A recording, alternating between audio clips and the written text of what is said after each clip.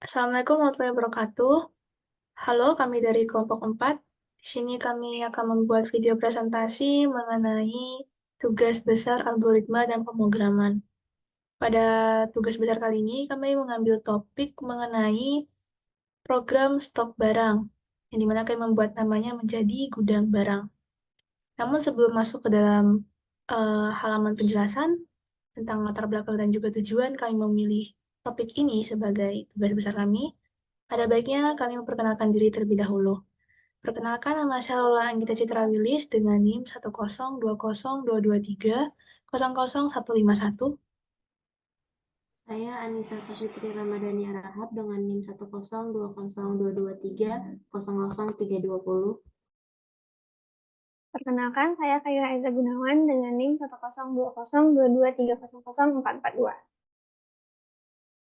Perkenalkan, nama saya Sandra Safitri dengan NIM 102022300215. Baik, tadi sudah perkenalan diri, yaitu saya sendiri sebagai moderator dan juga teman-teman saya, dan juga nantinya saya sendiri yang akan menjadi pemateri. Tanpa berlama-lama lagi, langsung saja kita masuk ke babak penjelasan.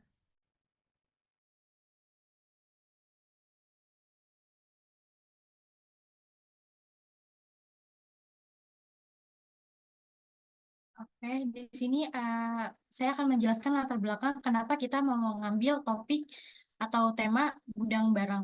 Jadi, banyak toko kelontong masih mengelola stok gudang secara manual, yang menyebabkan kesalahan pencatatan dan ketidakefisien. Untuk mengatasi masalah ini, kami membuat program untuk membantu pemilik toko mengatur barang masuk dan keluar dari gudang secara otomatis.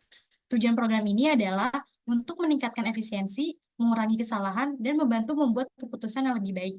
Dengan manajemen stok yang lebih baik, toko kelontong dapat memastikan bahwa semua barang yang mereka butuhkan tersedia di toko mereka. Next.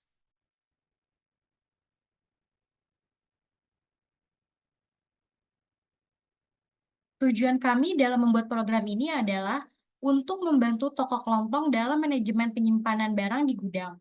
Program ini bertujuan mempermudah para pemilik toko dalam mengatur barang yang masuk dan keluar dari gudang, sehingga dapat meningkatkan efisiensi operasional dan mengurangi kesalahan dalam pengelolaan stok.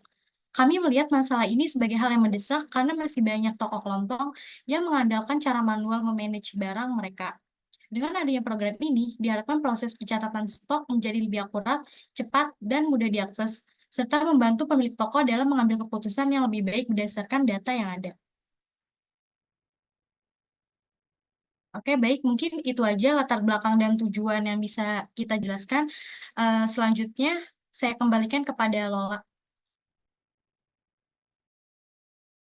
Baik, tadi sudah masuk ke penjelasan tentang latar belakang dan juga tujuan kami mengambil topik tentang stok barang ini.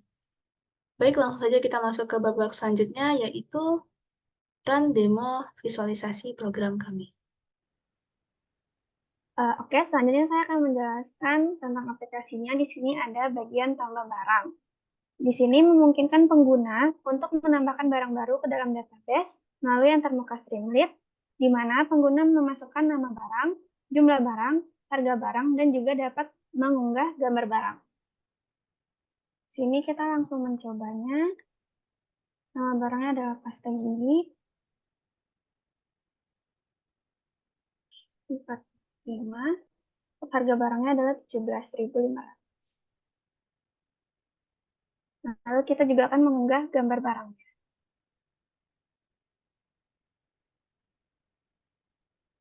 Barang pasta gigi telah dimasukkan ke dalam gudang.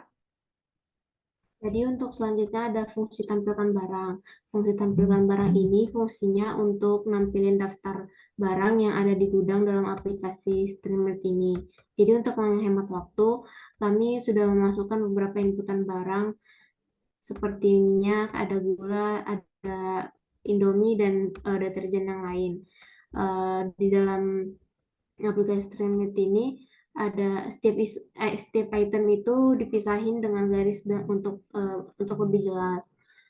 Terus Secara keseluruhan, fungsi tampilkan barang ini menyediain antar muka yang memungkinkan pengguna untuk melihat daftar barang lengkap yang ada di gudang, termasuk gambarnya dan ID, nama, jumlah, dan harganya.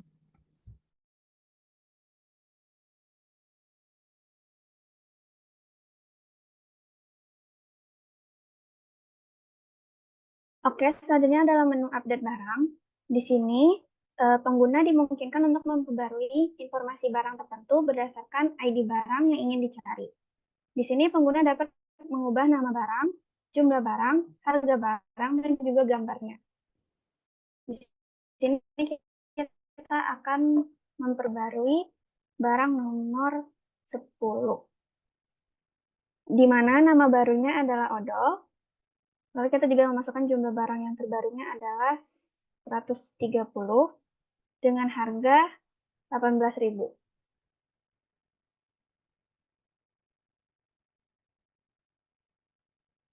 Lalu kita perbarui. Dan bisa kita lihat di daftar barang kalau ID nomor 10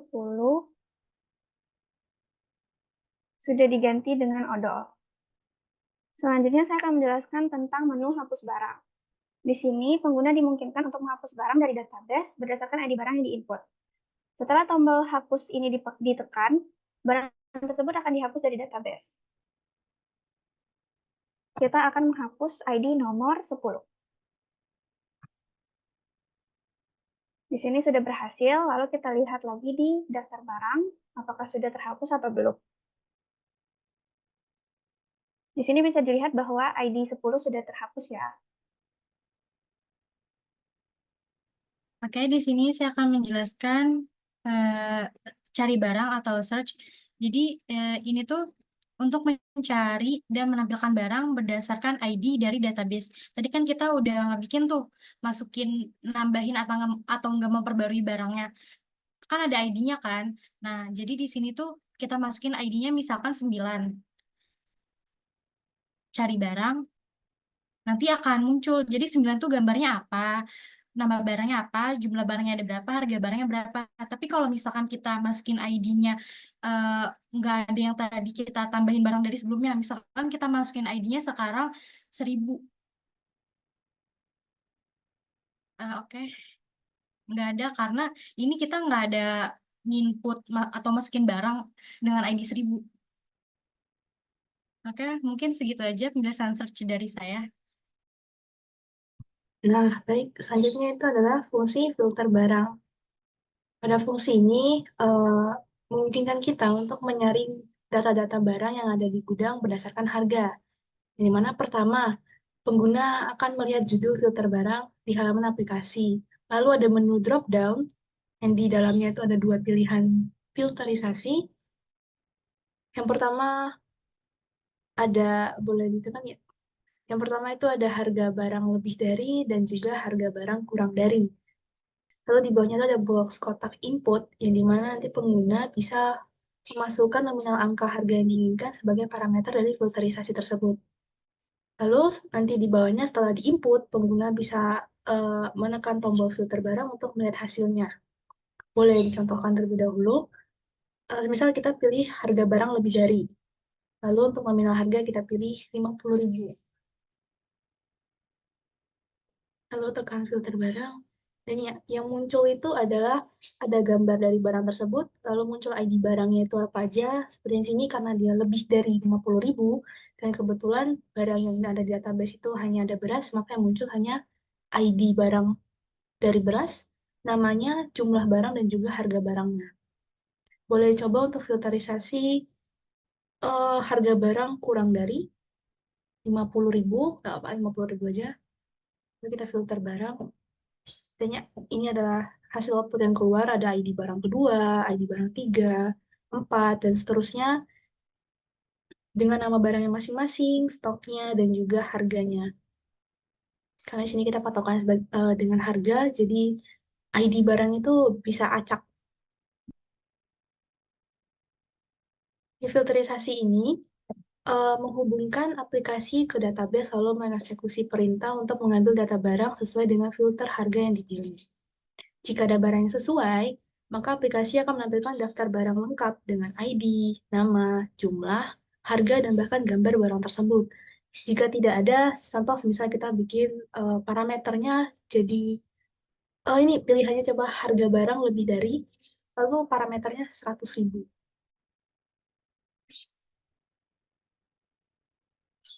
Nah, jika tidak ada, maka aplikasi akan menampilkan pesan bahwa tidak ada barang yang memenuhi kriteria tersebut. Fungsi ini sangat berguna untuk membantu pengguna atau mungkin pemilik toko kelontong mencari barang-barang di gudang berdasarkan batasan harga tertentu dengan mudah dan cepat. Selanjutnya adalah fungsi visualisasi data.